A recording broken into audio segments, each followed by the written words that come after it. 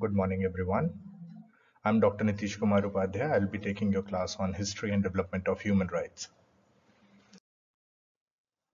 So these are the prerequisites of the course. We will be defining human rights.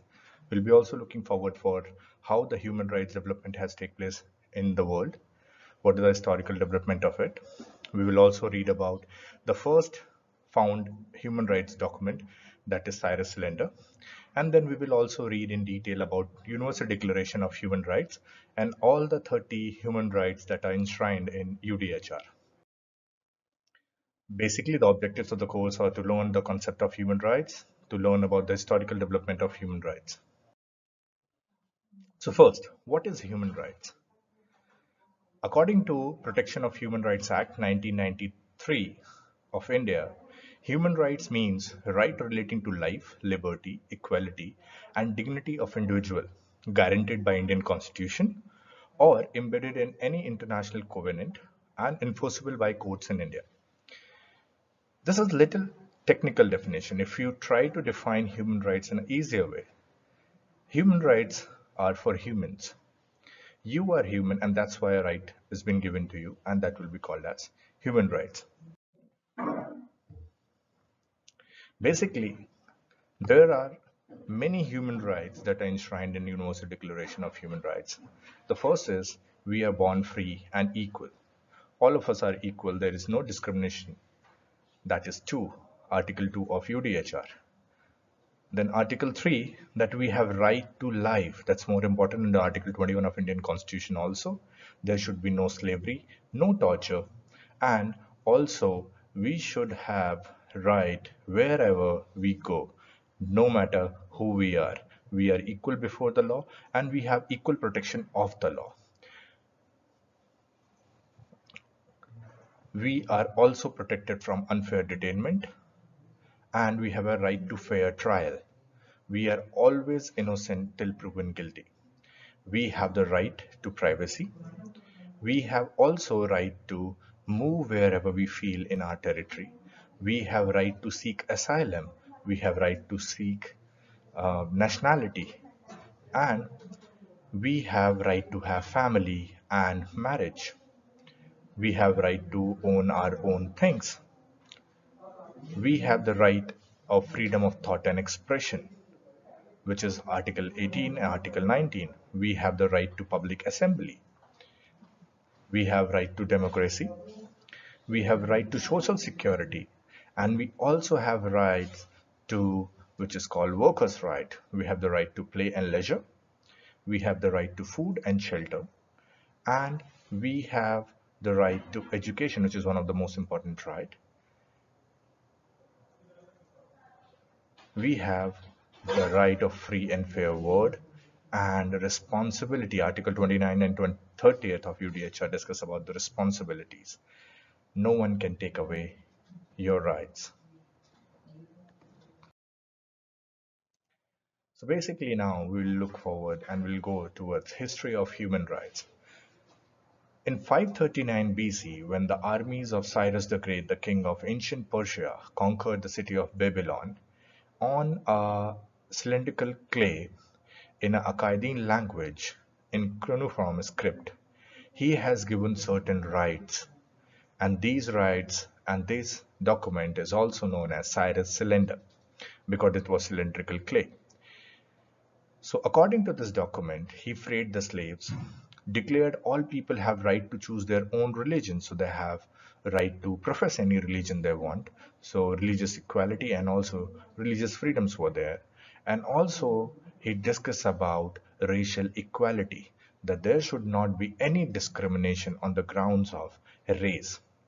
So this was the first document that has documented and that have taken human rights in discussion. And the first 4 articles of Universal Declaration of Human Rights, if you see, is quite similar to what has been discussed in the Cyrus Cylinder. After this, the next development took place in 1215 when King John violated number of ancient laws and customs of England, and his subject forced him to sign Magna Carta. And Magna Carta has given certain rights to all the people who are citizens of the state. First right that it was given under Magna Carta, it's right of the church to be free from governmental interferences. So this is basically talking of religion should be free from state and state interferences. The second is right of all free citizens to own and inherit property and to be protected from excessive taxes. There should not be more taxes, excessive taxes on the private properties. It also established the right of widows who owed property to choose not to remarry and established the principle of due process and equality before the law. It also contained provisions forbidding bribery and official misconduct. After the Magna Carta 1215, we have the document called Petition of Right 1628. Almost the same kind of history is there behind this particular document. In 1215, Magna Carta was created because of King John. In Petition of Right in 1628 was created because of King Charles. King Charles have curtailed down various civil liberties and rights that were given to the people, and because of his unpopular foreign policies, the people, the citizens, were imposed with excessive taxes, and because of which they were in trouble. So he was forced by his subjects to sign this document, which allows or which gives certain rights to citizens. The first one is that there should not be any arbitrary arrest and imprisonment for opposing those policies that are produced in parliament. Also, basically the most important is that no taxes may be levied without consent of parliament. There cannot be any new taxes that can be included without the consent of parliament. Second, no subject may be imprisoned without cause shown. So right of habeas corpus was given under this, which is also very important right enshrined under Indian Constitution as well. So you have to present the body. You have to give the reason if you are imprisoned somebody. Why you have imprisoned that person, you have to give a reason. The third is no soldiers may be quartered upon citizenry, because King Charles used to place soldiers in citizenry, and whenever the citizens are not able to pay taxes, he will get them arrested. So the third right is no soldiers may be quartered upon the citizenry. The fourth is martial law may not be used in time of peace. So very clearly stated under this petition of right that during time of peace, martial law will not be applicable. Martial law will only be applicable when there is a conflict or war is going on. The next is the Constitution of United States of America 1787 and Bill of Rights 1791. As we know, USA Constitution is the oldest written national constitution in use and defines the principal organs of government and their jurisdiction and the basic rights of citizens. The Bill of Rights protects various rights: freedom of speech, freedom of religion, right to keep and bear arms, freedom of assembly, and freedom of to right to file petitions. These protections also, if you see, are also there with the name of fundamental rights under Indian Constitution. So Bill of Rights is, if you see from where the fundamental rights concept have come into Indian Constitution, it is Bill of Rights from where we have taken the concept of fundamental rights. The next is Declaration of Right of Men and of the Citizen.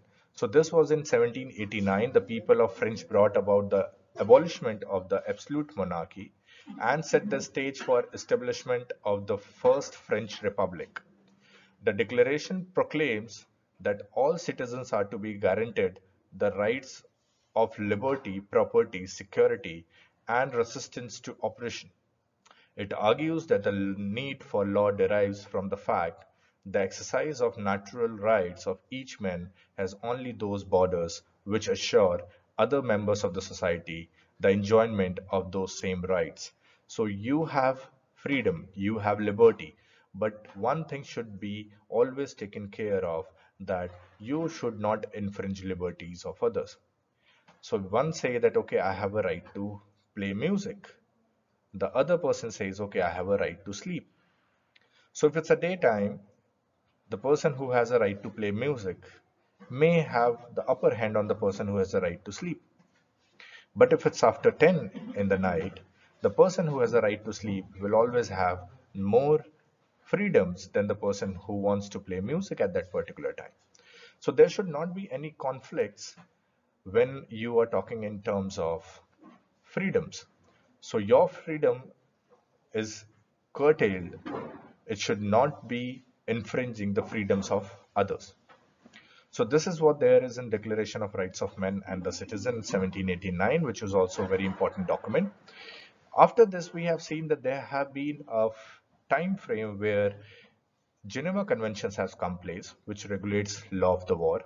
So basically, the most important person behind International Committee of Red Cross and behind Geneva Convention is Henry Dunant. Henry Dunant, when he has seen Memory of Self-Reno, he has written a book called Memory of Self-Reno, in which he has mentioned all the extreme brutalities that he has witnessed during war. Killing of nurses, killing of doctors, killing of people who are providing humanitarian assistance.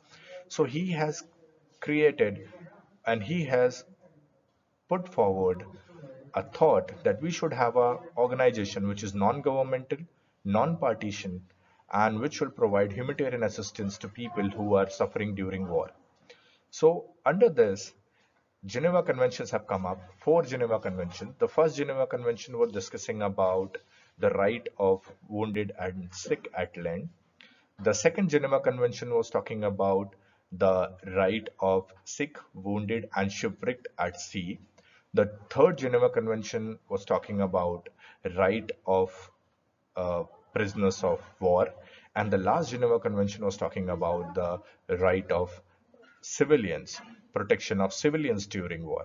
So this whole Geneva Convention has given us the limitations of war, what are means and methods of warfare, what things we should use, which all means we can use for warfare, what is criminal liabilities, individual criminal liability, and also the command responsibility of the military commanders.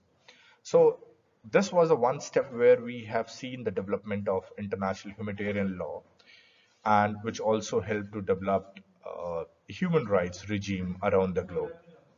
And the next, uh, after this, we have find that there was World War, and after Second World War, 50 countries have set together in thought of creating something which is a Universal Declaration of Human Rights, which will be talking in terms of the basic fundamental freedoms and rights that is to be given to everyone. And the word universal is used, so it is not according to a particular country. It's not talking about just a particular country. It will be universal.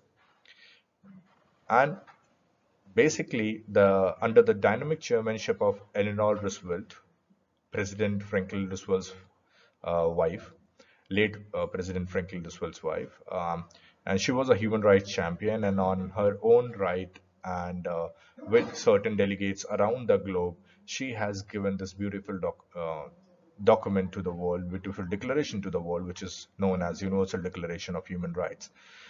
There are also many other treaties that we have seen have come up after this. So this becomes Universal Declaration of Human Rights become the customary international law. It is custom to follow it. It's the basic part that you cannot deviate from it. There are other core human rights conventions as well for protecting human rights, and we have seen in last 3 to 4 decades there have been majorly a lot of development in international criminal law, international refugee law, and as well as international humanitarian law and human rights regime as well. So we have seen various core conventions that have come up. We have also seen the implementation mechanism of these core conventions. So basically we have ICCPR, International Covenant on Civil and Political Rights. Then we have ICESCR, International Covenant on Economic, Social and Cultural Rights. Then we have CEDAW, Convention on Elimination of all forms of discrimination against women. We have CRC, Child Rights Convention. We have CMV, Convention on CMW, Convention on Migrants Workers, we have Convention on Enforced Disappearance, and we also have a Convention for Protection of People with Disabilities. So these are some of the core conventions, and they also have committees for which, and all the nations which are part to it, which have ratified these conventions, core conventions, have to submit a report to the committee of these conventions. So every committee has their own time frame. Like CEDAW asks the first report to be placed in 2 years, and then after every 4 year you have to place your report. So a report will basically discussing about what are the human rights situation related to, let's take if it's CEDAW, what is the women rights scenario in your country, what is the level of empowerment, where other laws are in consonance with the international obligation that you have took under the CEDAW. So these are the overall development of human rights. If you say at what all level human rights can be implemented, there are different levels of implementation of human rights. One is at national level. So you have National Human Rights Commission, you have State Human Rights Commission, and you also have your court system, constitutional courts and all, criminal courts to protect certain rights given to you. So this is one set of protection. This is one set of place where you can go, and if your human rights are violated, can be protected. The next is for like regional level. So you have European Court of Human Rights, you have African Court of Human Rights, you have Inter-American Court of Human Rights, and you have also Arab Charter of Human Rights. So basically these are at regional level. India do not have anything specific related to regional level protection of human rights. Uh, we have a lot of plethora of laws related to human rights in national level at country, but we do not have any regional level protection. There is nothing called Commonwealth or Asia Forum for Human Rights. The next level of protection is international protection. So where you have Human Rights Court, where you have International Criminal Court or ICJ, which protects your human rights. So where your human rights, if it conflicting with one particular state is not following human rights laws, then there can be cases against that particular state. If you talk in terms of enforcement of these human rights, at national level, human rights are enforced in the right manner, or you can say that enforcement is very high. Whereas if you talk about the regional level, it says that you should exhaust all the remedies that are available to you at your local level. So once you exhaust your remedies, then only you can approach the regional level courts. So like you, if you want to go and file a case before European Court of Human Rights and you belong to Netherlands, first you have to knock the doors of your court in Netherlands, and if they're not able to, they're not willing, or they're unable to give rights and protection of human rights to you, then only you have a option of going and approaching the regional courts. In terms of international courts, only the ratified countries which have ratified these treaties. If you're talking in terms of International Criminal Court, Rome Statute 1998 and court was stabilized in 2002, only those countries will go over there which have ratified these conventions. And otherwise, if you talk the most of these core convention where they have committee do not have any binding force, and committee do not have any implementation mechanism. They do not have their own force. So in that case is what happens, that they make the document, they make the report that is being given by you public.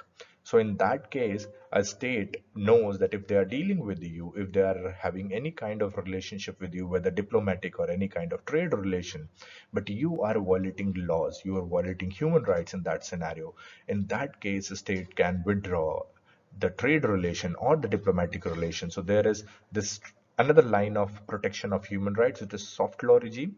So basically trade sanctions, embargo, seizure of diplomatic relationship. These are some of the things by which you can force human rights.